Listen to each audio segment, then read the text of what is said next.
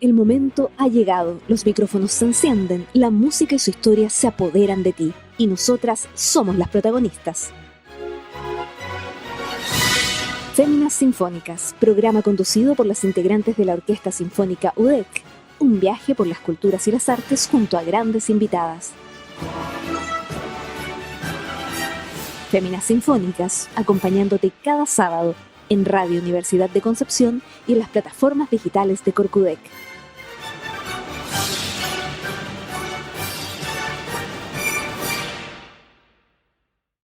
Buenas tardes, amigas y amigos de nuestro programa Féminas Sinfónicas.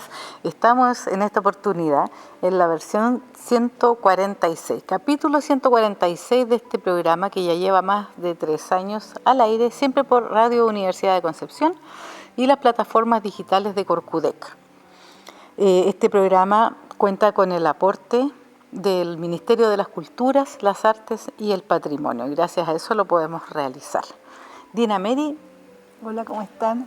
Encantada de tener en el programa a nuestra poetisa. Eso, tenemos una súper buena invitada y yo voy entonces a leer nuestra presentación para que empecemos al tiro a conversar. Tati Torres, poetisa que define sus obras como una catarsis y parte de su historia. Ganadora del Premio Ceres de Artes Literarias, Región del Biobío en Poesía el 2014.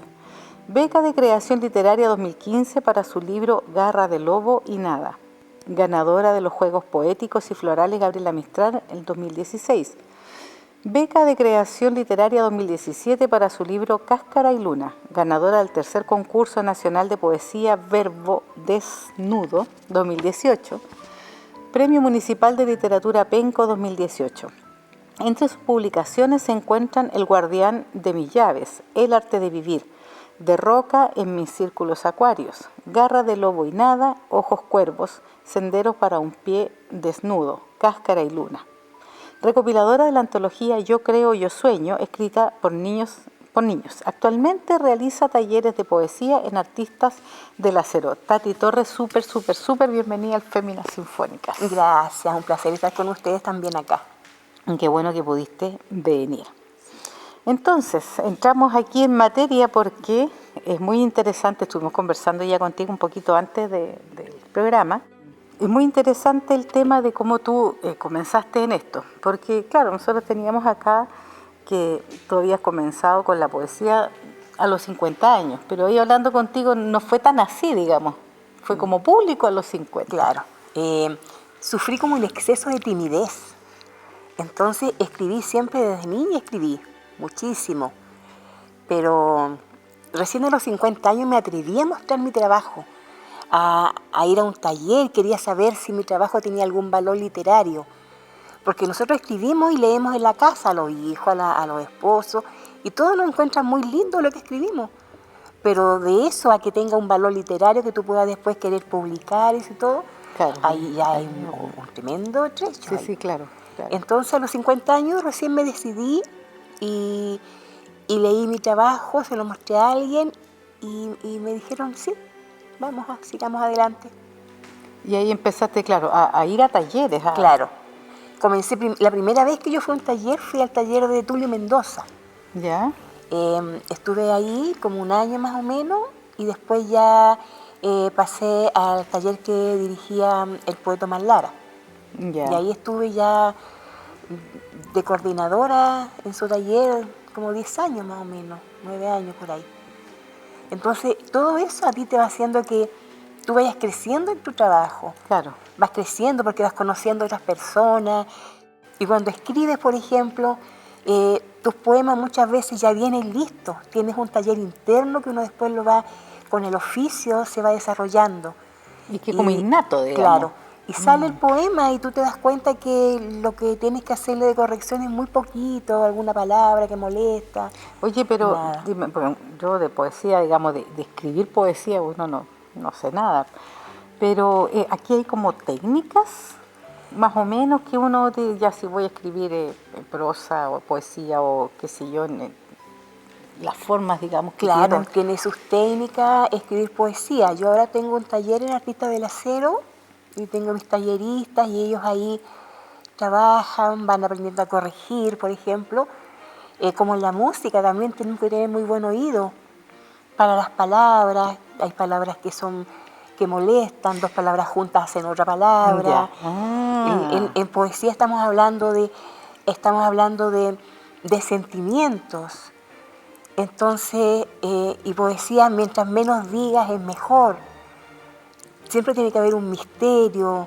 Ahí el que lee tiene que descubrir lo que hay debajo de ese poema y hacerlo suyo en algún minuto. Claro. Entonces, cuando a ti se te acercan y alguien te dice, es justo lo que me está pasando a mí, y resulta que yo escribí ese texto hace 20 años. Claro. O sea... Y se siente, es como la música un poco, eso. Sí. Quería consultar yo por los premios, tantos premios que ha recibido, por ejemplo, los Juegos Poéticos Florales, que también se lo dieron a Gabriela Mistral, a Pablo Neruda. ¿Qué importancia le tienes a esos premios? Para mí fueron importantes porque fueron como la puerta de entrada. Yo era desconocida cuando llegué a la poesía. Nadie había escuchado hablar de la Tati Torres. Entonces esos premios a mí me abrieron una puerta para poder conocer más gente, estar en los lugares adecuados, llegar a una entrevista. Que te invitaran. Y todo eso, claro. Exacto. Entonces eso me permitió además también, por ejemplo, que me publicaran. A mí me publicó LAR Ediciones, ahora yo tengo esta publicación nueva de Mago Editores de Santiago. Entonces, son las cosas que a ti te permiten también los premios de alguna manera. Claro, hay que darte a conocer, pues y darte a conocer, claro. Más que nada eso, darte a conocer. Y además, ¿para qué estamos con cosas? La parte económica que es muy importante. Por supuesto. Un premio siempre viene acompañado de dinero y eso significa también una publicación. Exacto. Entonces yo, por ejemplo, he tenido la fortuna de casi todos mis libros, 2 o 3, han sido gestionados por mí, el resto son todos producto de un premio. Claro, Que yo quizás no hubiese podido publicar todo eso porque publicar aquí en Chile es caro. Debe ser. Entonces no todos tienen ahora tenemos la suerte que hay muchas editoriales pequeñas que hacen pequeños tirajes. Claro. Estamos hablando de, no sé, 50 libros, 100 libros. Pero las editoriales más importantes, ellos hablan de 250, claro, 500 de ahí para libros. arriba, digamos. Claro. Entonces eso es muy caro, claro. y los premios a mí me han permitido justamente poder publicar. Y no solamente poder publicar lo que venía incorporado ahí en el premio, sino que además un libro mío aparte. Entonces, entonces el premio ya viene con la publicación del libro. Ya. Y además viene con el dinero, entonces el dinero a mí me permite publicar un libro yo sola. Oye, y además que este colchón, digamos, económico te permite dedicarte a esto, porque si no, tienes que trabajar, no sé, en una oficina, haciendo cualquier cosa, y en tus ratos libres, aquí ya puedes dedicarte. Yo tengo la suerte de ahora trabajar en Artistas del Acero, estoy en el proyecto Crece, que vamos a colegios, para trabajar en escuelitas vulnerables y todo eso. Y además hago el taller de Artistas del Acero. Sí, yo vi unos videos, lectura también muy importante. Hago también los videos para la captación de espectadores, que se trabaja con los niños, que tienen. Con los niños básicas sobre todo. Sí, claro. Y eso son cuando van a los colegios, ¿qué hacen en los colegios más vulnerables y todo? ¿También talleres? Sí, talleres de poesía. Talleres de poesía. Los niños, en este tiempo sobre todo, los niños están muy ansiosos de contar las cosas que le ocurrieron en estos 2 años de encierro. Entonces los cuentan a través de la poesía, a través de la narrativa y del dibujo también. Del dibujo, claro. Ellos dibujan mucho, entonces hay muchos niños que me dicen, tía, yo no quiero escribir, ya no escriba, dibuje. Entonces después ellos igual al dibujar van mostrando lo que les ocurrió, los sueños, los miedos, todo eso. Exacto, los miedos sobre todo. Claro, hubo mucho miedo en la pandemia. Hemos tenido la suerte de repente de descubrir pequeñas cosas que le ocurren a los niños y que no se atreven a decirlas, a contarlas. Sobre todo a través, de dibujo, toda esa expresión artística. Entonces, los psicólogos están ahí, ojo al charqui. Claro. Oye, ¿y han encontrado alguna sorpresa, digamos, en los colegios? ¿Algún niño, algún talento para la poesía? Yo hice, hasta el año pasado, saqué 7 años, 7 años estuve haciendo un taller acá en el Colegio Sánchez Ugarte, en el liceo. Y había niños maravillosos, o sea, yo estoy segura que esos jóvenes van a seguir. Salieron de cuarto medio el año pasado. Yo terminé ya con esa generación de niños y hay unos pero geniales. Mira. Hay unos muy buenos que si no se los come el sistema, ellos van a ser muy buenos escritores, muy buenos poetas. Mira, oye, si es que lo que pasa es que todo esto, bueno, nosotros aquí en este programa siempre tratamos de resaltar, digamos, la gente que se dedica al mundo de las artes en todas sus versiones, digamos. Poeta creo que no habíamos tenido. Parece que no. No. Parece que primera vez. Primera vez. Sí. Que también es digamos, una parte del arte, pero esto es lo que debiera estar siempre presente dentro de la educación de los niños. El tema artístico que cada vez es como menos. Y si hay un liceo, por ejemplo, o Artistas Lacero que está haciendo esto, que es una súper buena labor, de llevar esto como talleres, pero no es algo que esté, digamos, dentro del currículum. No es habitual. Y no, pues resulta de que la música, o la danza, o las artes, digamos, literarias o plásticas, están así como muy... ¿Y si es que las tienes? Sí, son las hermanas menores del la realidad currículum. de los colegios en Chile, Claro, sí, po. Claro. Ignoran esta parte del arte que es la poesía. Sí. ¿Cómo incentivarlos a los chicos Exacto. en esto? Lo podemos después hacer que ellos empiecen después en tercero o cuarto medio a leer poesía, porque es un gusto que se va adquiriendo con el tiempo. Entonces después hay una queja que los jóvenes no responden, por ejemplo, a literatura, no son capaces de analizar un poema y todo eso, pero es que no pueden porque no tienen las armas para hacerlo. No. Entonces no puedes colocarle a un chico de tercero o cuarto medio un poema y dime qué significa esto y qué quiere decir, porque no trae la base para hacerlo. Exacto. Y sí, y como dices tú, si hay hay técnicas también de escritura, también hay una forma de leer un poema. También. Entonces, no solamente escribirlo. Sí, va todo unido, el poema tiene que tener un ritmo, tiene una música, Exacto. va unido a las palabras, todo ello, entonces es un todo. Un poema no va así en un papel simplemente. Entonces todo tiene una entonación al leerlo y todo eso. Disculpa, a propósito, ¿nos puedes leer un trocito de algún poema? Sí, puedo leerle un trocito. Les voy a leer algo de este libro. Perdón. ¿Cuál libro es ese? Este se llama Médula y Gemido. Este habla de Lilith. Y La Lilith, es lo que nos estabas contando antes. La Lilith. Ya. Soy Lilith, la primera, fiera de carácter, dura la mano, no temblé ante el ojo de Dios, cabalgué horcajada sobre el tiempo, eran mías las tierras del exterminio, los estrechos y toda isla donde pastó el león antes de probar sangre. No copules sobre mí, no soy tu encimera, le dije, fui creada de polvo estelar, soy templo también. Hicimos nido, fuimos mancornados, creados para reinar la frontera de la luz. No bajo la cabeza, reclamo paridad. Conocí primero el nombre del Altísimo, tengo supremacía. El animal que monté se llamaba libertad. Corcovió entre mis piernas, movió las patas, bufó. Me colgué a él como gota en una rama. Me sacudió y me llené de rebelión. Sufrí la injusticia antes que Eva mordiera la manzana y me marché sin mirar atrás. Soy salvaje, aún me guían voces que solo yo oigo y me dejo embriagar por el olor de otra sangre. Es la misma luna, el mismo lago, la misma mujer 1.000.000 de años después. Aún es frágil la alianza con el hombre. Me niego a aceptar las rosas sin espinas.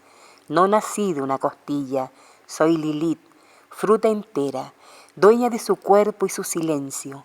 Tengo un testamento escrito en la frente, lunas escondidas en mis pliegues, pasadizos seductores y aprisionadas palabras que buscan luz. Muerdo cada día la manzana, no me asustan los gusanos, mueren con el sol. Camino por senderos resbalosos, sigo el curso de la pasión. Mírenme, hurguen en mi corazón. Soy carnada y presa, Soy piedra, viento, flor y dueña de la vasija. Muy bien, qué hermoso, hermoso, y con harta fuerza. Sí, Precioso. ese es mi Lilith. Ya. Y yo te llevo a otro plano porque dice que tú eliges el feminismo, con lo feminismo como un tema central de tu poesía. ¿Nos puedes comentar un poquito? Sí, Que un poco también tiene que ver con eso. esto. Con eso. Fíjate que casi todos mis libros tienen que ver mucho con eso. El Garra del Hoy, nada, por ejemplo. Sí. Digo lobo, perdón, digo hombre, y digo lobo otra vez. Ese es el juego de la Caperucita Roja. Hay un libro que se llama Cáscara y Luna, que esa es una aldonza que se niega a ser Dulcinea. Ya. Dulcinea no es nadie, Dulcinea no es nada, es Aldonza la que tiene Aldonza. enjundia, tiene todo. Claro. Entonces ella durante todo el libro le reclama a su creador, le reclama a Cervantes, le reclama al Quijote, pues, claro. le reclama, después le dice a Miguel, lo nombra ya muy de amigos ahí, entrégame, dame mi nombre, déjame ser yo, le dice. Claro, porque Entonces, en el fondo la Dulcinea claro, es una invención de él. Pues. exactamente, Quijote. ella, la Dulcinea es una invención, no es nada. Claro. Ella, la aldonza es la de carne y hueso, entonces Exacto. ella le reclama durante todo el libro a su creador. Y la mayoría de mis libros tienen esa temática, van ahí moviéndose en la línea un poco feminista, no una feminista dura, pero en la línea feminista reclamando, exigiendo y todo eso. Oye, y la Lilith, me gustaría que le contara a nuestros auditores, porque sí, yo ya había escuchado, digamos, de este personaje, digamos, de Lilith. Y tú nos decías que, bueno, contarle un poco a los auditores quién es Lilith y qué significó, digamos, para la feminista de los años 60. Más o menos en los años 60 Lilith fue descubierta. Yo creo que también seguramente, pero ya en los años 60 con la revolución de la flor y todo eso, la cosa de la píldora y todo este asunto, Claro, sí, pues sí. apareció Lilith, que era como la rebelde. En la mitología dice que Lilith fue la primera mujer antes de Eva. Ella fue hecha del mismo barro que el hombre, por lo tanto, a la hora del amor, ella se negó a yacer bajo el hombre. Fui hecha igual que tú. Claro, hay ¿Por qué una tengo que igualdad. estar yo ahí abajo? Entonces, le reclamó, le fue y le reclamó a Dios y dijo el nombre de Dios en voz alta, que era no se podía nombrar simplemente, y fue sacada a las catacumbas y pasó a ser la madre de los súcubos, de los insúcubos, de todos los demonios, Mira, por su rebeldía. claro. Y después fue ya Adán, lo durmieron ahí y nació Eva para que estuviera sometida a Adán, por eso es que nació de la costilla. Entonces ella dice ahí, yo no nací de una costilla, Claro. soy Lilith fruta entera. Entonces esa es Lilith, las feministas después la encontraron, la tomaron y ha sido como su bandera de lucha en muchos países. En muchos países, Sí. sí. No, está linda la poesía. El poema. Pero yo tengo la duda, así, dentro de la ignorancia que uno puede tener, porque cada vez que uno lee una poesía, hay algunas que están en estos sonetos, así, o estas rimas, qué sé yo, octosílabos, y hay otras que no. Claro, yo trabajo, por ejemplo, el verso libre, que se llama. Ya. El verso libre no tiene finales consonantes, no tiene nada de eso, no tiene rimas, nada. Tú evitas la rima, buscas, sacas, a lo más te permites una rima sonante, que es una rima más delicada, pero las rimas consonantes las evitas así, pero haces la cruz. Claro. Pero trabaja, por ejemplo, las décimas trabajan con rimas consonantes. Los sonetos trabajan con rimas asonantes. Entonces, eso sí tienen que trabajarlas con rimas. Po. Ya. Y eso es algo que el poeta lo conoce. Claro, tiene que conocerlo, tiene que saberlo. Y lo utiliza, digamos. Claro. Si yo escribo un soneto, todos los sonetos, los décimas, todos tienen su camisa de fuerza, que se llama, donde tiene que tener ya un octosílabo o en decasílaba, tiene que terminar una terminación con otra, tienen que rimar y todo eso. Entonces todo tiene sus reglas. Para escribir un soneto pasa lo mismo también. Sí, claro. Pero el verso libre no, a pesar que también tiene sus límites, porque también hay que revisar muchísimo que no hayan las rimas, que no molesten las palabras, todo eso. Sí. Pero te permite trabajar más libre, es como si tú conversaras con el papel. Exacto. No, está hermoso, Sí. me gusta, me encanta. Oye, se nos viene la pausa musical. ¿Y tú habías ya pensado en algo que quería que nuestros auditores escucharan? A mí me encanta la chinganera. He ido un par de veces a verla, he tenido oportunidad alguna vez de estar con ella y elegí ahí el rin del angelito. El rin del angelito, ya. Con la chinganera, con nosotros, con la orquesta. Sí, con la orquesta, sí. Ya.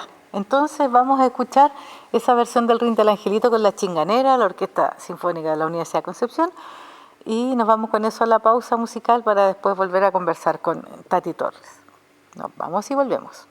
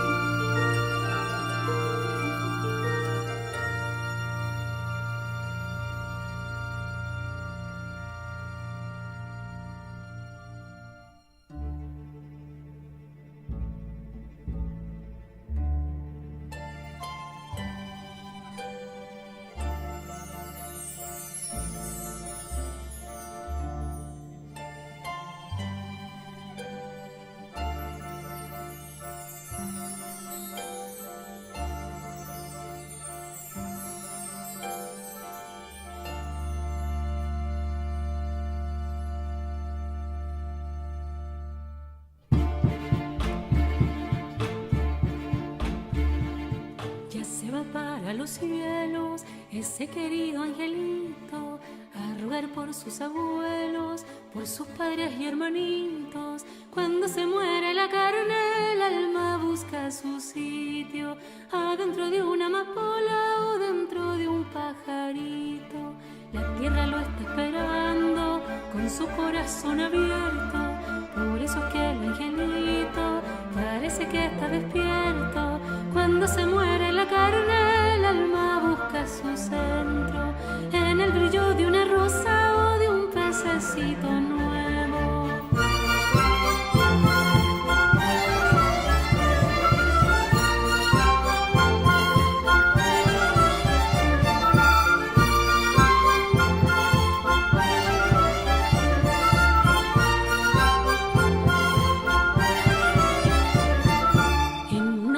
De tierra lo arrullará una campana, mientras la lluvia le limpia su carita en la mañana. Cuando se muere la carne, el alma busca su diana, en los misterios del mundo que le ha abierto su ventana. Las mariposas alegres de ver el bello angelito, alrededor de su cuna le caminan despacito. Cuando se muere la carne, el alma va derechito a saludar a la luna y de paso al lucerito. ¿A dónde se fue su gracia? ¿Dónde se fue su dulzura? Porque se cae su cuerpo como la fruta madura. Cuando se muere la carne, el alma busca en la altura la explicación de su vida cortada con tal premura, la explicación de su muerte prisionera en una tumba. Cuando se muere la carne, el alma se queda oscura.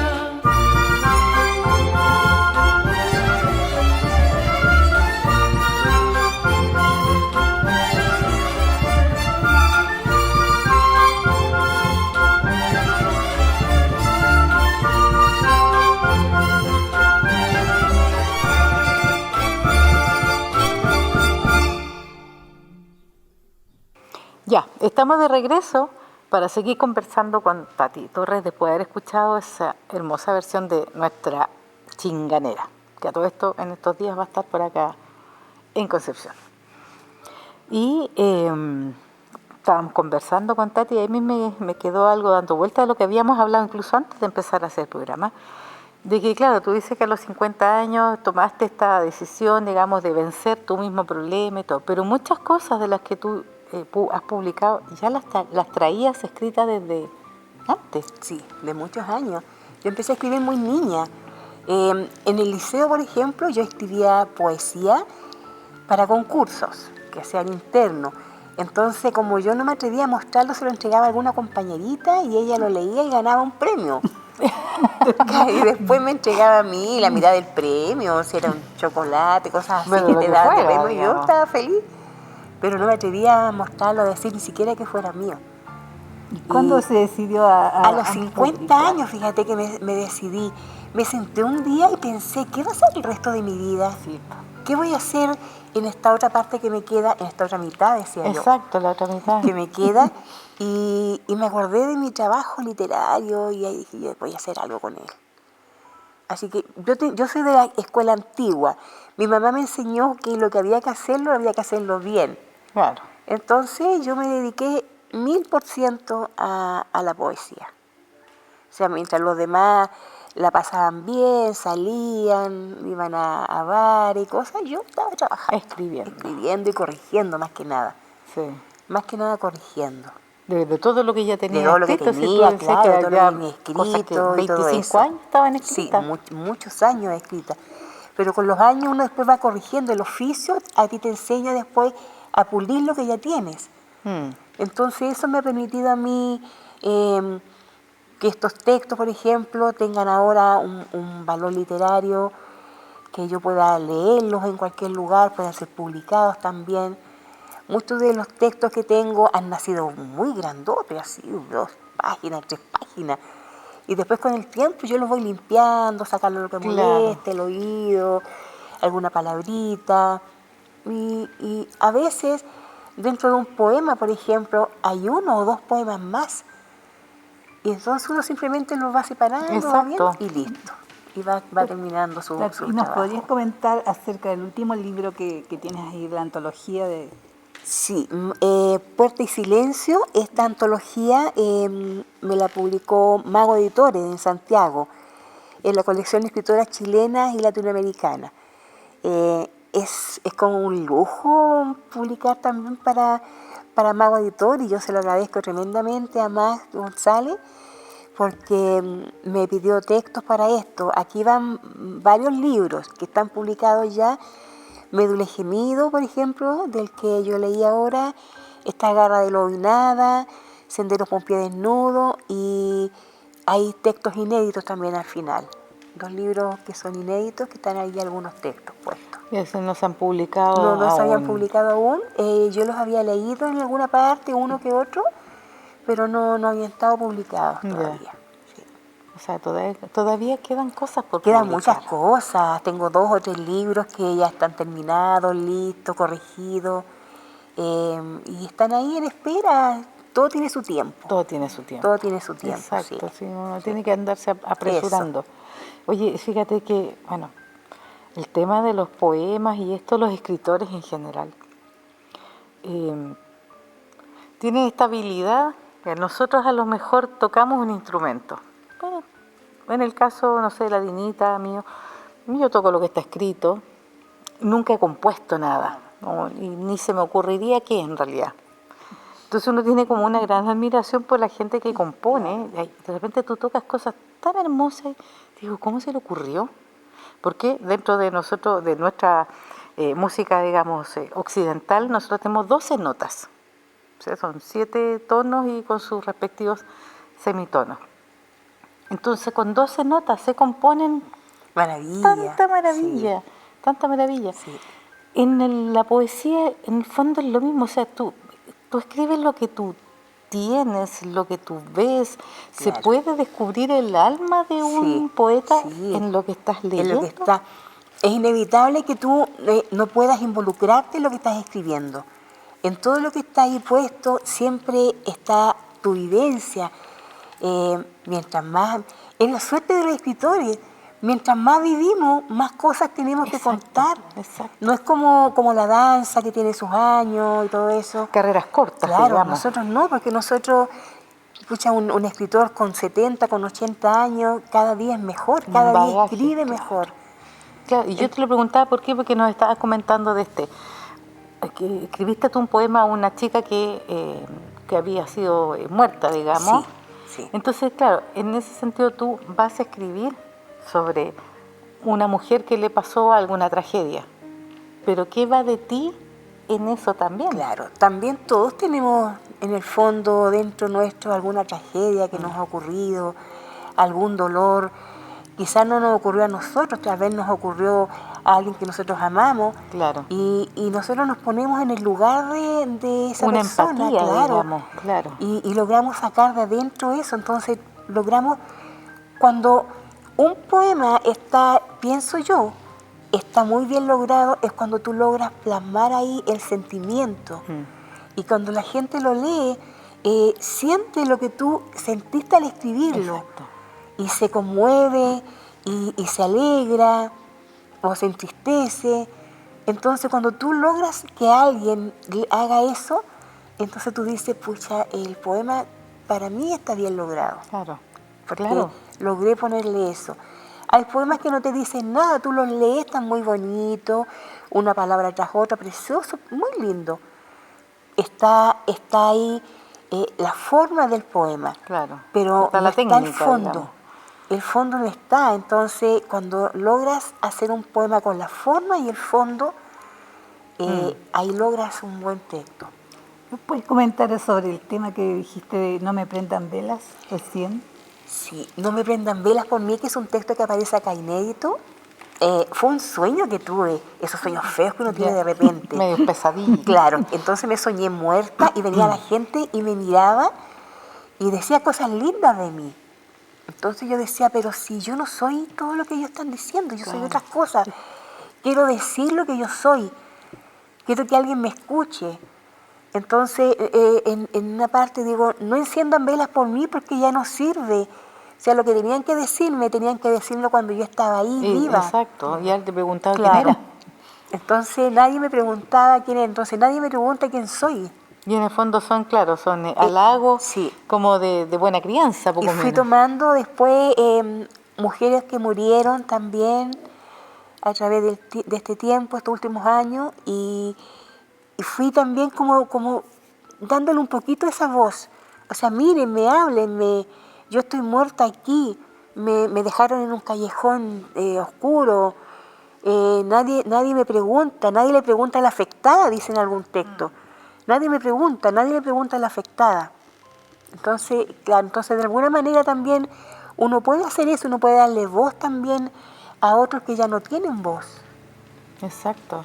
Y a propósito de eso, dice que, ¿cómo ves tú ahora la poeta mujer en el mundo de hoy? Está muy empoderada la poeta mujer. Si tú te fijas y buscas en las redes sociales, están publicando muchísimo. Hay chicas jóvenes muy buenas. Están ya ellas, muchas de ellas trabajando y viviendo también casi de la poesía, que es un lujo que no Pero todos por se pueden supuesto, dar. por supuesto. Haciendo talleres y haciendo publicación y todo eso. Entonces, la poesía nunca va a dejar de estar. Y la poesía, la literatura en general nos acompañó estos 2 años. Muchísimo. Porque gente que nunca había leído un libro empezó a buscar a su autor favorito y compró un libro y compró otro. Tuvimos más talleristas que nunca. Sí. La gente quería escribir, quería contar sus cosas. Entonces, la literatura de alguna manera siempre te va a salvar porque va a ser tu compañía. Exacto. Nunca vas a estar solo. Mientras tú sepas leer y tengas algo para leer, nunca vas a estar solo. Las artes en general ayudaron mucho en la pandemia, que la gente de repente no se da cuenta de lo que necesita consumir, digamos, las manifestaciones artísticas. Sí, y de todas maneras, fíjate que, como estabas diciendo tú recién, hay gente que ya puede darse a lo mejor el lujo, porque realmente es un lujo, un privilegio poder vivir de esto, pero la poesía mucho más que cualquier otro tipo de literatura, porque de no ser la Isabel Allende, que lo que escribe la gente lo compra así, pero por kilos. Sí, porque eso es lo que te da el nombre, ¿viste? Claro. Lo que yo les decía antes, que un premio a ti te da un nombre después, alguien sabe que tú existes. Claro, y en el caso de ella, por ejemplo, bueno, yo no digo que su libro vaya a ser malo, pero podría darse el lujo de escribir a lo mejor algo no tan bueno, lo va a vender igual. Lo va a vender igual, porque ya tiene un nombre. Y porque a uno de alguna forma la gente busca la novela, Sí. esta historia. Sí, la poesía es más difícil. Exacto. La poesía es más difícil, es como la música clásica, digo yo, es un gusto adquirido. Exacto. Si tú no comienzas desde niño a leer poesía, cuando tú seas adulta te va a costar muchísimo, te va a costar mucho, y además que uno tiene siempre su escritor favorito, pero para tener un escritor favorito tú tienes que leer, Conocerlo, tienes que claro. conocerlo, leer a mucho, entonces ahí tú vas a decir, oh, yo me quedo con este escritor porque este es el que a mí me dice más, Claro. le dice más a mi corazón. Pero para eso tienes que leer poesía, pues. Entonces, no, Exacto. mucha gente que hace talleres, yo tengo, por ejemplo, tengo un tallerista que tiene 82 años y él escribe poesía ahora, porque él quería escribir poesía. ¿Ves? Entonces, la poesía es un gusto que uno va adquiriendo, pero lo va adquiriendo cuando tú vas leyendo. Y hasta que encuentres a un escritor favorito que a ti te guste, te encante, ahí, y de repente tú dices, te haces un clic y dices, ¿y por qué yo no puedo escribir poesía también? Claro. Si todos podemos hacerlo, todos tenemos cosas que decir. Es solamente aprender después alguna técnica para ir puliendo lo que estamos escribiendo. Sí, pues. A mí me encantaría, fíjate, Sí, pero yo no, a mí no se me ocurriría nada. Y no, y de repente me pasa, la verdad es que a veces uno lee un poema y yo no lo entiendo. Claro, porque la poesía trabaja con todas las metáforas, con todas las cosas, claro. va como escondiendo todo eso, Y a veces, tiene que irlo y a veces descifrando. complicada, porque de repente se van, claro, ocupan mucho el lenguaje, Claro. ¿cierto? Y era una cosa como melódica, poética. Pero de repente yo me quedo colgada y Sí, ¿qué quiso decir? Claro, te No va. entendí nada. Y fíjate que un poema puede tener muchas lecturas. Hay poemas que si 100 personas lo leen y tú les pides que te expliquen el poema, te lo explican de 100 maneras diferentes. Y de pronto tú dices, ¿y yo quise decir eso? Claro. Y yo nunca quise decir eso, pero ella lo explicó de esa interpretó de manera esa y la forma. otra lo interpretó de otra manera, Claro. sí. Entonces la poesía es una interpretación que Sí. le vamos dando también al Sí. texto. Sí, claro. Yo una vez compré un librito de Walter Whitman. ¿Ya? Dije, no, este es como bien famoso, voy a leer. Y algunos no entendí. No lo entendiste, No entendí claro. nada, dije, porque además, en castellano, digamos, Sí. siento que él es, su habla, digamos, Es inglesa, sí. digamos. Entonces a lo mejor la traducción tampoco era de lo más que hay. También, porque también tiene que ver mucho las traducciones que nosotros vamos recibiendo. Hay traducciones muy malas. Sí, claro. Y un poema traducido es otro poema al final. Exacto. No es el mismo poema que escribió el autor. No, pues, porque otro para poema. poder Tú respetar... también tienes unos libros que están traducidos, ¿cierto? Sí, yo tengo idioma? varios. Yo no sé si son libros, yo creo que son poemas. Ya. Apareció una antología en Rumanía, por ejemplo. Tengo unos textos traducidos al francés.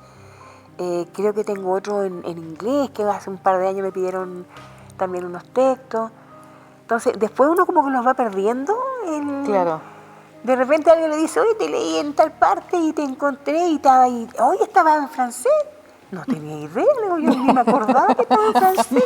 Claro, se perdió Sí. ahí el dominio. Claro. Pero tienes razón, si tú traduces... Es otro, porque tienes que la interpretar. traducción es distinta. Traducir poesía Claro. es muy difícil, porque tienes que interpretar lo que quiso decir el Claro. autor.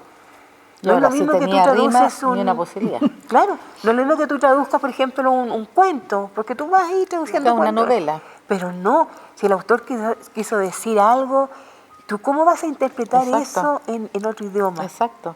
No, y si tenía rima, Claro, murió la rima porque entonces, es otro sí, idioma. pues, es otro idioma, es otra Claro. forma, es otro poema.